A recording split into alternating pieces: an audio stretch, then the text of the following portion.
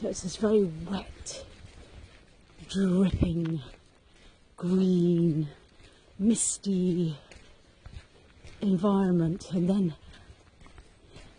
sometimes I just catch this eerie sound of the stags rutting on the other side of the loch.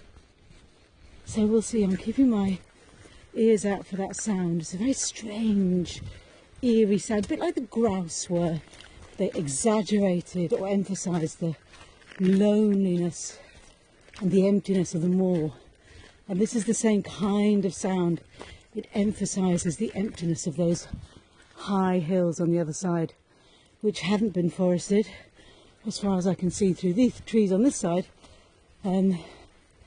but are sort of high moorland covered in that lovely brown orange bracken. So yeah, it's a kind of eerie, mystical sound. I would like to see the animals who are emitting it. Welcome to The Detour, a special podcast series where I share my incredible journey walking 900 miles from Land's End to John O'Groats to raise funds for Dementia Adventure. I'm Harriet Thomas, and you can follow my adventures by visiting detour.uk. That's DTOUR.uk. You can support me and Dementia Adventure by donating £5 by texting DA5 to 70711. So just text DA5 to 70711 to donate £5. The Detour podcast is proudly sponsored by Max Adventure. That's MACS for Max.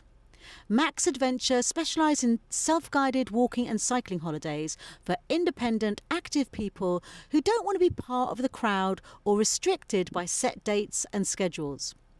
They encourage you to go at your own pace whilst they support you with all of the routes and logistics for a worry-free adventure. So it's day 67. Oh, there's a choo-choo train. I love trains. That's the train that goes from Fort William to Glasgow and has really opened up the West Highlands.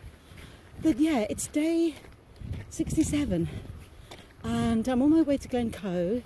I started bright and early because it's a 19-mile walk, and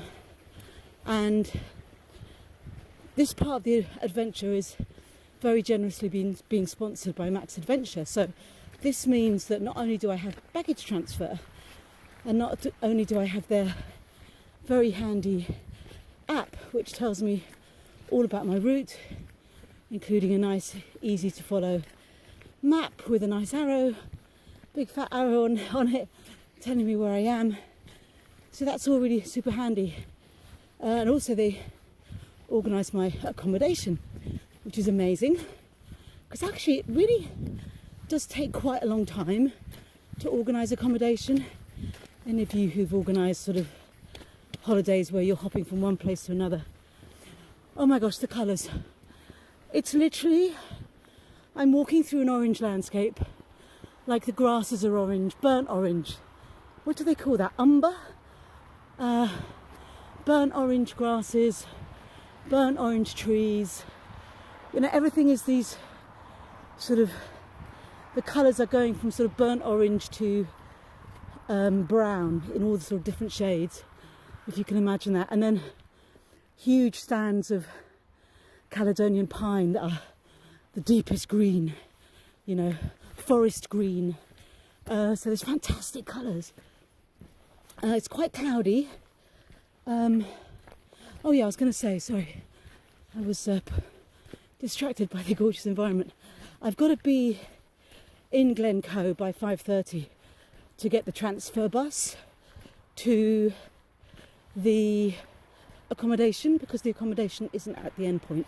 So that's why I've started early.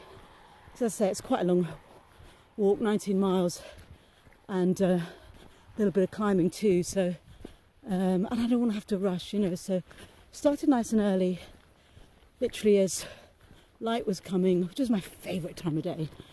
And I always feel so alive in the mornings. It's just such a good time of day. So yeah, really looking forward to this walk. As I continue this journey along the West Highland Way, I've been reflecting a lot on what independence really means, not just for me, but for those of us caring for someone with dementia. It's something that can feel hard to hold on to, but yet it's so important. And that's why I'm especially grateful for the support of Max Adventure on this part of the walk, taking care of all the logistics from accommodation to carrying my bags and allowing me to focus on the experience and to be fully present. I wanted to dive deeper into what independence can mean when it comes to adventure and travel. Graham Horner, Chief Growth Officer at Max Adventure, talks about how their self-guided trips make adventure more accessible, empowering people to explore on their own terms. Have a listen. Adventure travel historically has been on a group basis and often a small group basis. So you travel with other people and you don't know who they are and you sign up for a group trip. And what we're doing is offering adventure travel self-guided, which means you do it yourself, but we enable you to do it. And I think that's the difference, because I think it can be quite intimidating and difficult to organize these things yourself. You've got to organize your accommodations, you've got to know your route. You ideally don't want to be lugging a big bag around. So there's quite a lot of specialism in organizing these trips, but what we do is take that away from you and enable you to concentrate on the walking and actually be in the moment and not have to worry about everything else. Our founder, Neil Lapping, he is from Scotland, and he was actually running tours in Scotland himself, taking groups up Ben Nevis. But he saw this trend in tourism with people on buses, and lots of tourists to Scotland would be disgorged from tour buses. They'd take their photos and get on the bus again and go up to the next site. And this provoked a reaction in him. It was like, this is not the best way to see this country. You know, the best way to see this country is out there on foot, on the trails. That's where you really get immersed in the landscapes, you meet the people. And so he started organizing trips that were self-guided and providing all the materials and the information and, say, the logistics to make them happen. And over the last 21 years, that portfolio of trips, which started in Scotland, has grown, and we now have over 500 all around the world. I think we all discovered how to walk and the joy of walking during lockdowns, because there wasn't too much else to do. But that has almost unleashed a whole new market of people who've suddenly gone, wow, walking is really powerful and it's a really mindful thing to do. So why don't I do it on my vacation as well? So I think, we've definitely benefited from that realization that was brought on by the lockdowns and COVID.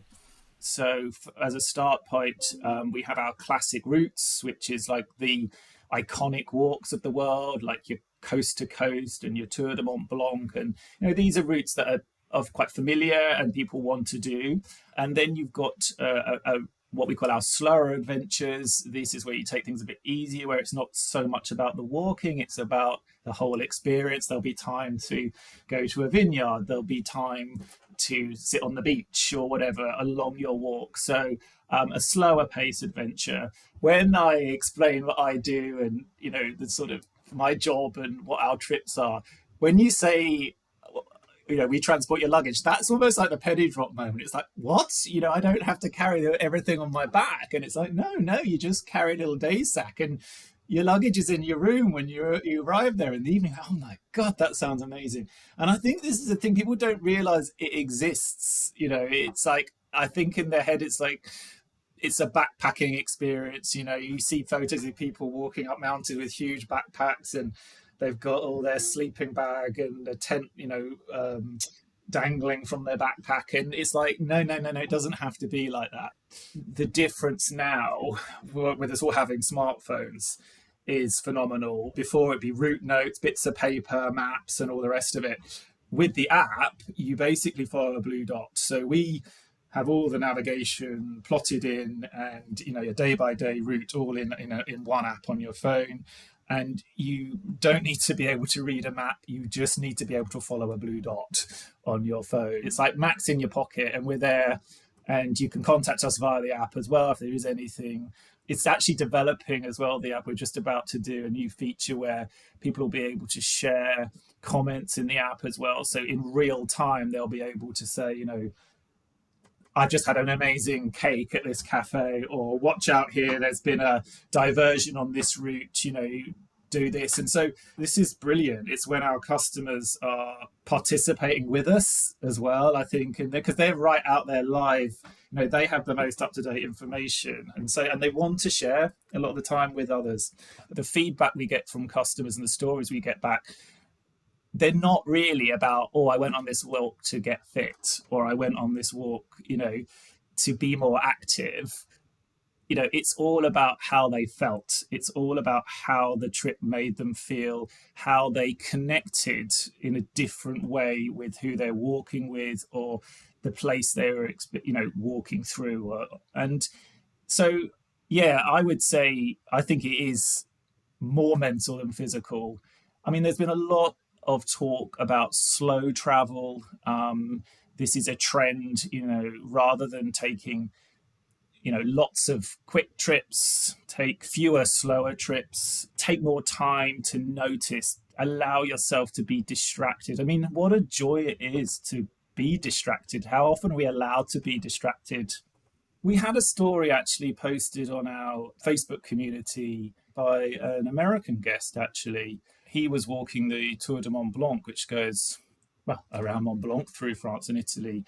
But for him, it was a really amazing journey, an emotional journey, because it brought his father's ashes back to Italy, because his father was an Italian immigrant to America. So he really wanted to bring them back. So, he scattered them halfway through his walk. And it was a really meaningful moment. And for him, it was closure on his father's death, and it was just something he really wanted to do.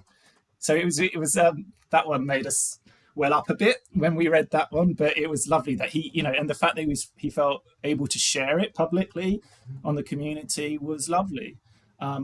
We had another an amazing guest of ours, customer, who does about 2 or 3 trips with us now. He got into walking because he lost his wife, and on her deathbed, she said, "You will walk," because it was his passion. He made a promise to her that he would, go out and walk, and he has done that, and he's gone out and walked solo. He always books his trips solo with us. He's done all our big routes like the Tour de Mont Blanc, the West Highland Way with us. He's going off to Japan, and he shares all his experiences on Facebook, and he's the loveliest, most positive person that I think I have ever met. And for him, this is something he's doing for her, and it's helping him get through her loss. And so, I think so these are a couple of examples of stories where these trips are more than just trips. They're not just holidays. They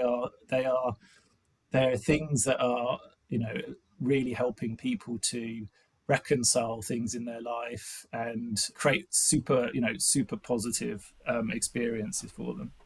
We believe that actually the power is in the mental benefit and how it makes you feel. So we're really keen to associate with organisations that are promoting that. And Dementia Adventure believe the same. They do believe that getting people out walking can have huge benefits for their mental health. So we felt we were really aligned with it, and it was really just lovely that Harriet would be walking on our best-selling routes as well. So it just felt drawn to it. It was like, well, if anyone's going to help you, we can help you. Yeah, it's been a real privilege to get involved and support her on her journey, and it's lovely to see that she's enjoying herself and enjoying the whole Max experience while she's doing the West Highland Way and the Great Glen Way with us. So the Scottish breakfasts are absolutely the best because they have these things called tatty scones, so potato scones. So they are thin triangles of a potato batter. I imagine the batter is very similar to something my mum used to make, which she used to call potato cakes, but she made hers round and they were thicker, more like potato farls. But these are thin triangles of the potato batter, and they look like they're deep fried. They are so good. They are such a good breakfast, and they are served with scrambled eggs and smoked salmon. So frankly, picture me sitting in the coir glass guest house opposite this most amazing picture window that looked out over beautiful beach and oak woodland, all yellow, you know, different shades of yellows and pale greens and browns in this autumn season. And then beyond them, the mountains just with their tops in the clouds. I mean, literally the best breakfast in the world and the best view in the world. I thought my morning could not be more complete. And then Simon and Morvin came out from the kitchen, both of them in their striped chef's aprons, and donated £40 to Dementia Adventure. And I must say, I was nearly crying. I was like, what can be better than this? You know, this amazing walk, this amazing scenery, this amazing food, and this amazing generosity. It's literally, this is a dream come true. So I'm setting off today, fueled physically, spiritually and emotionally from my lovely, lovely stay at the Coy Glass guest house. Being an independent walker is such a freeing experience. It gives you the chance to set your own pace, to really connect with the landscapes, and to take a journey that is entirely yours. But at the same time, one of the unexpected joys of this trip has been the people I've met along the way. It's funny how even on a solo adventure, you can still find a sense of community. One of those people is my friend Franz, who I met while walking the West Highland Way. Over breakfast, he was telling me that this is his first multi-day hike, which made me curious. I wanted to know why he decided to spend his time on such a big adventure. He's out here walking alone, but like so many of us, he's discovered that this kind of independence doesn't mean isolation. It means making new friends and sharing those special moments with people you meet along the way. So I asked him to share a bit about his journey and what inspired him to take on this challenge. Here's what Franz had to say. Well, during COVID, as everything was closed and you were not allowed to go anywhere, I decided to start walking and making longer walks, and I enjoyed it and really made me feel good. And as I've always been in love with Scotland for the past 40 years, I read about the West Highland Way, and that sounded really good. So I put it on my bucket list, like I've put the Camino on my big bucket list now, do that, yeah. because of you. So good. So that's why I decided to do the West Highland Way. I've been looking forward to this since the moment I decided to do it. Yeah.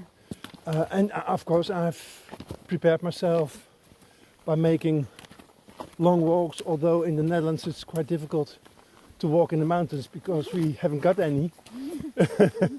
but I walked in the dunes along the sea, which is also hard because you're walking in large tracks, large parts in loose sand. I know Scotland for such a long time, but I wrote to someone, I've fallen in love with Scotland again. But yesterday we were walking in October on a sunny day, short sleeves, it felt like summer. But we also had rain. We didn't have really cold days, but we had rainy days. And those are things that you experience much more when you're walking. And also meeting people, some people you meet on several days. Some people you just meet for a couple of seconds. Sometimes you walk with people for 1 or 2 hours and then you split up again.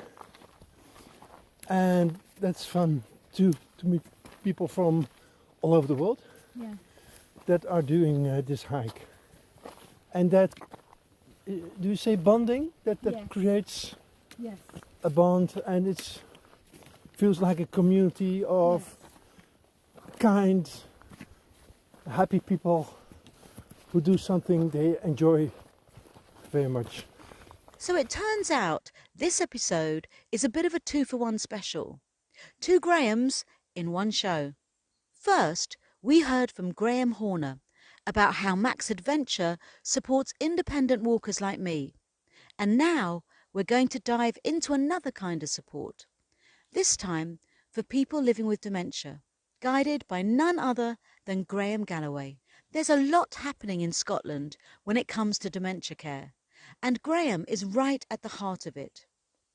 He's the CEO of Meeting Centres Scotland, which is all about helping people adjust to the changes that come with a dementia diagnosis. Meeting centres aren't just about the person living with dementia, but also their families, offering them a sense of community, support and hope. And what's really special?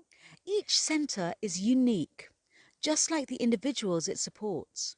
Graham explains how these grassroots hubs create joyful environments, helping people with dementia and their families cope with the emotional, social and practical changes that they face. I think if you walk into any meeting centre, they're all very different because the development process for meeting centres is very much a grassroots one. It's a bottom-up approach. So they're all following the same model, but how it's implemented varies enormously. But even with that kind of variety in the way meeting centres operate, the minute you walk into one, you just get it. You get the vibe, you get the atmosphere. They're just joyful places to be. So what they look like is basically a social club where families that are affected by dementia. And when I say that, I'm not just talking about the individual with dementia, it's about the families, the care partners as well. The kind of psychological framework that underpins the model is called adjusting to change. And it's about preparing both the person with dementia and their families for the social, the emotional, and the practical changes that a dementia diagnosis brings. So for practical changes, thinking about the kind of physical disabilities that come with dementia, everybody's aware that memory loss is a big thing with dementia, but there's obviously all sorts of other things that come with a dementia diagnosis. So if we can help people to understand these changes that are happening and develop strategies, it will hopefully help them deal with the illness as it progresses. And then the emotional changes, particularly around that point of diagnosis when people are really knocked for six, they're really flattened by this diagnosis. And that, again, goes for the family members as much as the person with dementia. So the peer support that happens within meeting centres really helps people get back on that emotional even keel. And that's really tied up then with that social adjustment that happens there. A lot of people, when they're diagnosed, their world shrinks down. They lose friends, families stop coming round, again, because of all those kind of societal anxieties there are around dementia and around how to deal with it. So a new peer support network of friends builds up from the meeting centre. And it really gives people the opportunity to build some autonomy and some agency back into their life again. There are lots of really exciting things happening in Scotland in the world of dementia, and meeting centres are attached to them in varying different degrees. A really exciting one that's coming up within the next month or so is the second Dementia Arts Festival, which is happening in November in Edinburgh. So this is following on from the first one that happened in Inverness last year, and this is an art festival where all of the art has been created by people living with dementia. There's going to be theatre, music, dance, everything you can imagine for a full week, and will include a fantastic event, which is a Dementia the Musical, and it tells the story of three of the first real dementia activists in Scotland: James McKillop, Nancy McAdam, and Agnes Houston. And really is building on the incredible work that these three amazing individuals did in forming things like the Scottish Dementia Working Group, which then has led on to the formation of the European Dementia Working Group. So some really, really exciting and innovative things happening in the world of dementia in Scotland just now. Just a few weeks ago that Ron Coleman and Willie Gilder, who's another dementia activist, were also involved in. And this was Walking the Talk for Dementia. A 4-day walking event in the northwest of Spain in Galicia, following the pilgrimage route of the Camino de Santiago de Compostela. So this was an incredible event that was organised by a young Brazilian man called Fernando Perez, who organised the walk in order of his grandmother, who had always wanted to make it, but sadly was unable to as she developed dementia in her later years.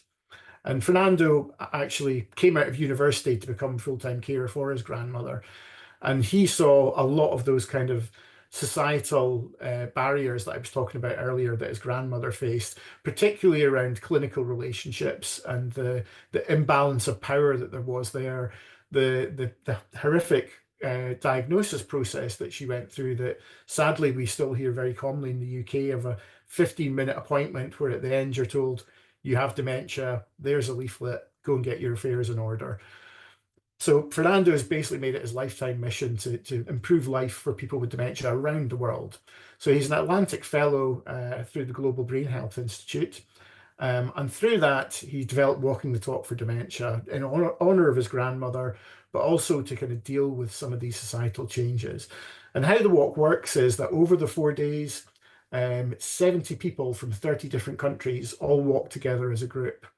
And this included neuroscientists, biomedical scientists, policymakers, chief execs of large national dementia organizations, but crucially, it also featured people with dementia and their family members. And walking as a group, all wearing the same purple t-shirts, completely leveled the playing field. Everybody there was there as an equal. The conversations that we had on that walk were absolutely between equals. And at the end of the walk of the 4 days, we had a 2-day conference, within Santiago. And a lot of the professionals who were on the walk completely rewrote their talks after the experience that they had. And a particularly notable one was Martin, a neuroscientist from Brazil, who was, I think, going to talk about blood biomarkers, and instead was inspired by Bill from Australia, who'd spoken the day before at the conference around the walk being the first time he'd ever felt an equal with a clinician when having a conversation.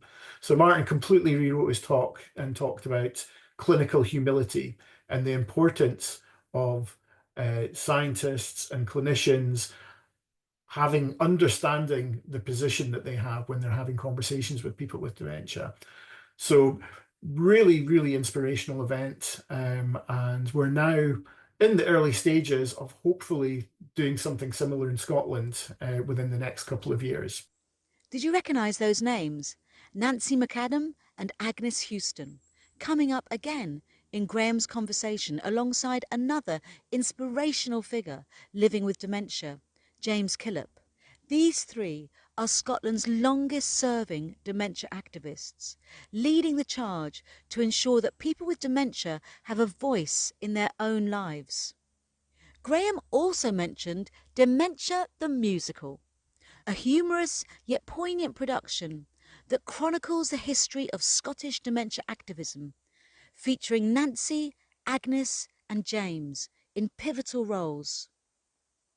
You may remember Nancy and Agnes from earlier episodes. Neil Mapes, the founder of Dementia Adventure, highlighted them in episode 7 with their iconic mojitos.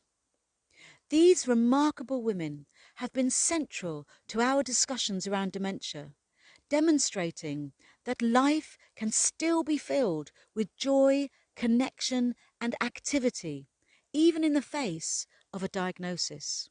It's inspiring to see Nancy and Agnes highlighted again, as they truly embody the message that there is still so much to live for despite dementia.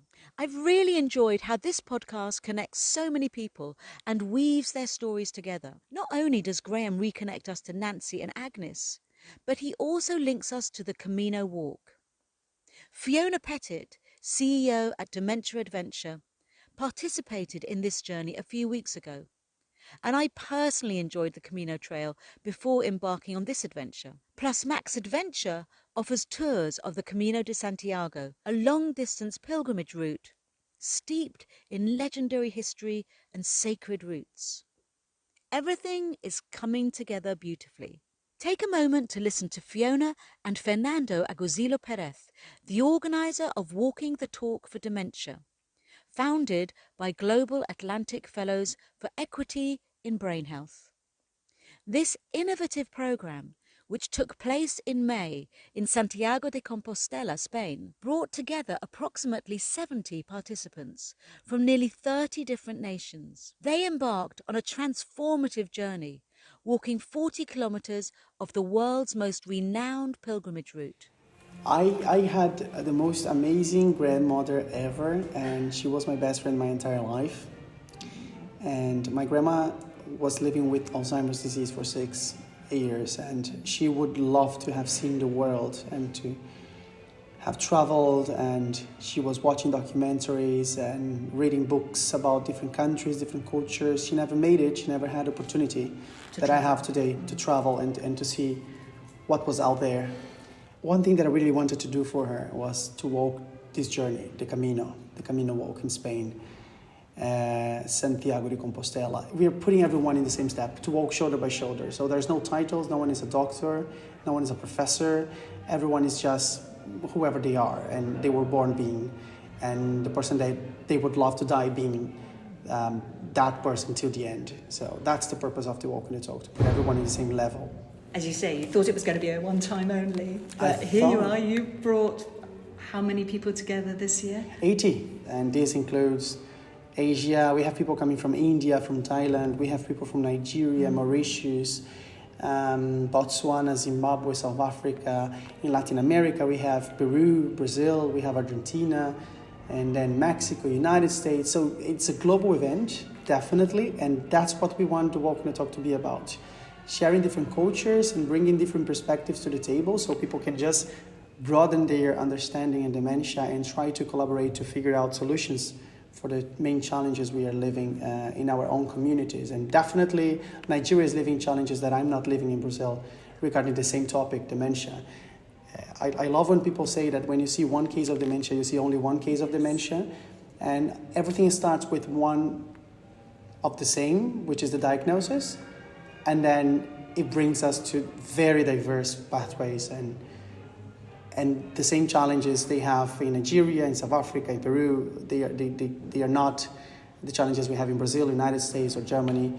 So bringing everyone together to discuss that, and it's not bringing the frustration, because when I go to these big conferences, for example, the AEIC, it's beautiful to see the Netherlands pitching the solutions they found for dementia in their communities, or Germany or France or the United States. But then how should we adapt that in Brazil or Peru if we don't have the same resources? I truly believe that we can bring loads of good projects and grants and other collaborations to the table and to help future generations to live with it and to deal with the main issues we have, the modern issues that dementia is bringing to the table, if that makes sense. You know, Fernando really captures that spirit of connection on the Camino, doesn't he? It's all about walking together and sharing experiences, which ties right into the theme of independence that we're exploring today. If you don't know Dr. Raja, he's an old age psychiatrist who's been such an amazing support on my journey. He really emphasises how crucial it is for people living with dementia to maintain their sense of identity and purpose. Just like Fernando mentioned, when everybody walks together, it levels the playing field and fosters a sense of community. Dr. Raja echoes this by saying that keeping daily routines and social interactions alive helps slow down the progression of dementia. But even more importantly, it allows people to hold on to their dignity and self-esteem. Encouraging independence means that family members can still be themselves, not just carers. It's about empowering those living with dementia to maintain their autonomy, whether it's on the Camino or in their everyday lives. So at the heart of it, it's all those meaningful connections and the support we give each other that help everyone to thrive.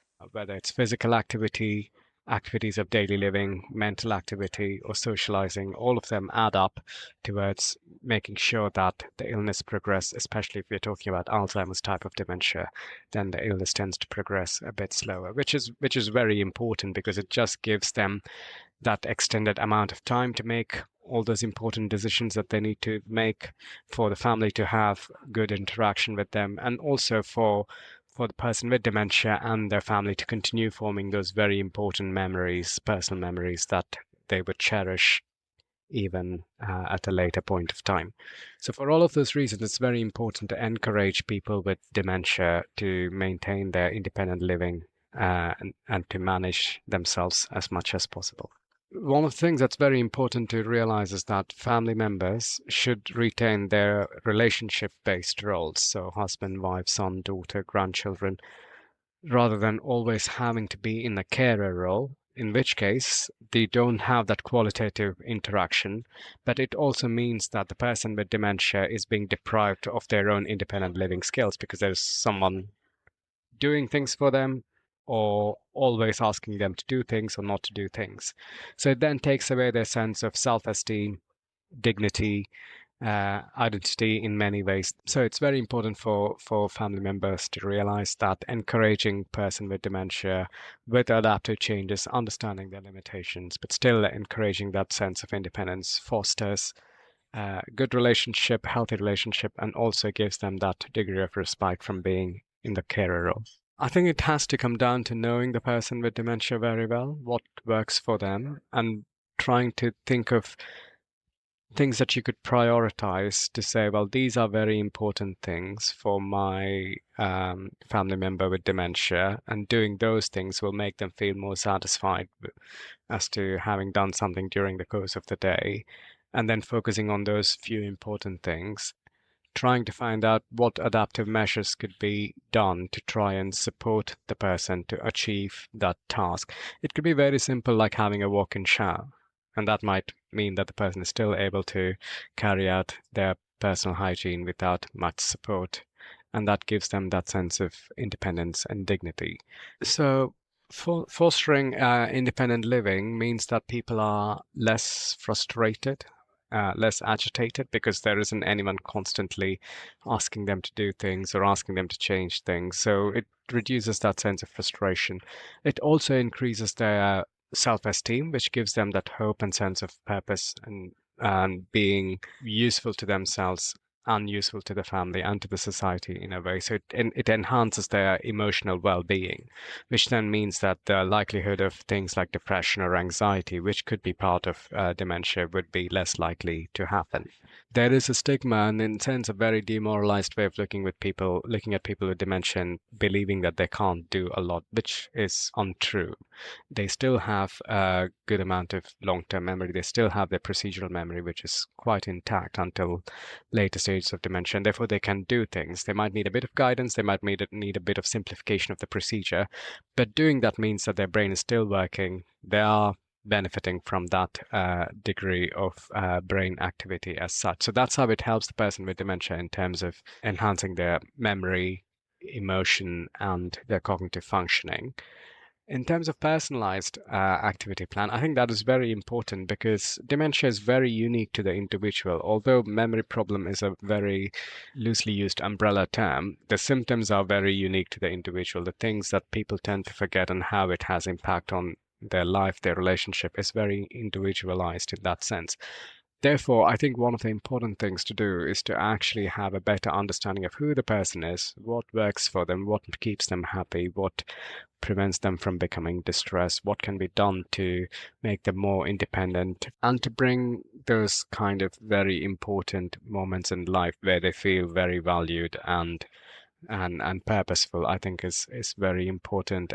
I always tell to people with dementia and their family member that, maybe they wouldn't be able to take a Times crossword and finish it in 15 minutes as they used to do it in the past. But they would still be able to do the crossword puzzle. They could just do it for 5 minutes, take a break, come back to it later on, and you work chunks during the day. And in many ways, it actually fills the day. It doesn't have to be a rushed activity. No one is timing them or it's something to prove. It's just to be able to enjoy doing it without the frustration of pressure in terms of having to do it in any particular length of time. So yes, so they should be encouraged to continue doing things that they normally enjoy, whether it's listening to music or doing puzzles or going out for a walk, but trying to understand that it's not a time constraint exercise anymore, but you're doing it to derive pleasure from doing something that you're familiar with. Even when we had the cricket days, thanks to Dementia Adventures, what was very evident is that people with dementia just loved talking about things that they knew about and had experienced themselves. So it wasn't that they were actively participating in the actual match that was happening in front of their eyes, but having that moment where they could sit back and talk about things that they're fairly confident in, drawn from their long-term memory, just gave them that rich sense of usefulness and purposefulness to the day. So it is understanding the person, what works for them, and also drawing on their long-term memory, which makes them feel better emotionally, cognitively, and just builds that relationship much better. It will always be a balance between safety and encouraging independence, but there shouldn't be a presumption of bad things happening, which then makes us very, very cautious to the extent that it starts impacting on the liberty and independence of the person with dementia. I can't believe how close I am to the end of my journey to John O'Groats, which is exciting and a bit bittersweet. There are only a few songs left to choose for my playlist, and each one feels extra special now. This week, I've chosen the Skyboat song. The reason I've chosen this song is because when I was in Inverness, walking through the town centre, there was a busker. He was a violinist and he was playing the Skyboat song. Now, I know I haven't been to the Isle of Skye on this trip, but listening to that musician play the Skyboat song really took me back to when I was standing high up on the hill and looking down on beautiful Loch Ness, and it really seemed as if the loch was being expressed in that beautiful melody. The second song I'd like to choose is a completely different one. It's I Don't Feel Like Dancing by the Scissor Sisters, and the reason I've chosen this song is that I sing it in my head or sometimes out loud when I'm feeling tired. I just feel that this song, it's got such a great rhythm and it's great for walking, it's great for energizing me when I'm feeling tired and when my legs are feeling tired. So this is for all of those tired moments when I'm walking. This is to energize me and give me vitality. And I hope it does the same for you. You can check out my playlist on the Detour website at detour.uk. That's dtour.uk. And also tune in to Music for Dementia Radio at www.m4dradio.com. It's been such a joy to share this music with you all. So now that I've planned my trip back, I'm kind of counting down the days. Not counting down the days because I'm looking forward to going home, although of course I love being at home, looking forward to seeing my cat and my friends and my neighbours and my family. But that's just what your mind does, isn't it? It starts thinking about the future and what you need to get ready for the future, and like what's going to happen when I get back? How am I going to feel? What am I going to do? All these sorts of thoughts have started to intrude. So I'm making a conscious effort to put all those thoughts to one side and just be in the moment, surrender to the moment, be present to where I am, which is walking along the shores of Loch Lochy. And like Loch Lomond, Loch Lochy is this beautiful slate grey expanse of calm water, bounded by these hills, getting mistier and mistier in the background. It's quite a lot of low cloud today. Perfect time to be low down and walking down a loch. And I've walked through the most incredible beech woods. So I was trying to capture the wood, but it's very, very difficult to take photographs because the trees are so tall. But that was like a sort of Hansel and Gretel like fairy tale forest, you know, really gorgeous. And I could hear in the background the sound of stags rutting. I've heard it a couple of times. It sounds not unlike kind of cows mooing or making their cow sounds, but it's a little bit different. I haven't actually seen the stags, I've just heard them. So, because this is such a beautiful walk, it's quite easy for me to be, as I say, focused in on the present and not worrying or even thinking too much about the fact that soon this journey is over, except just to say, on day 72, this is quite the most fabulous thing I think I've ever done. It's been so incredible to be walking pretty much every day and to see the country and to explore the country on foot. Not just the sights, but the sounds, the smells. Like when I go through the pine woods, you know, you've got this lovely pine smell. There's so many times I've gone through damp bog or damp woods and I've just got this beautiful earthy smell. It's just been a really, really life-enhancing journey. And of course the people. I've met, you know, some wonderful people on the way and walked with some fabulous people that have really brought so much light and like an extra dimension to the walk. And I've been lucky enough that friends and family and colleagues from Dementia Adventure have come up to walk with me too.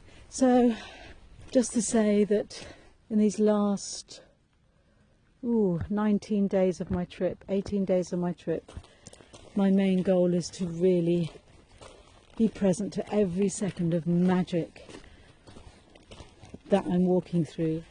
This is what I'll be doing, what my mindset will be for the next nearly 3 weeks till I finish this trip. So that's it from me this week. A huge thank you to Max Adventure for their incredible support, not just on the West Highland Way, but for believing in this journey and sponsoring the podcast. Their backing has helped spread the word about Dementia Adventure and what's truly possible after a dementia diagnosis, focusing on what you can do rather than what you can't. Each step of this journey has reinforced how vital it is to maintain our sense of self and independence while embracing community. Next week, I'll be diving into the very heart of Dementia Adventure. I'll be staying with the founders, Neil Mapes and Lucy Harding, in their home in Nairn. We'll discuss life in a rural community and the isolation that can come with dementia or any condition that makes it hard to connect with those around us. So see you next week. You can support me and Dementia Adventure by donating £5 by texting DA5 to 70711. So just text DA5 to 70711 and donate £5. The Detail podcast is proudly sponsored by Max Adventure. Max Adventure specialise in self-guided walking and cycling holidays for independent, active people who don't want to be part of the crowd or restricted by set dates and schedules. They encourage you to go at your own pace, whilst they support you with all of the routes and logistics for a worry-free adventure.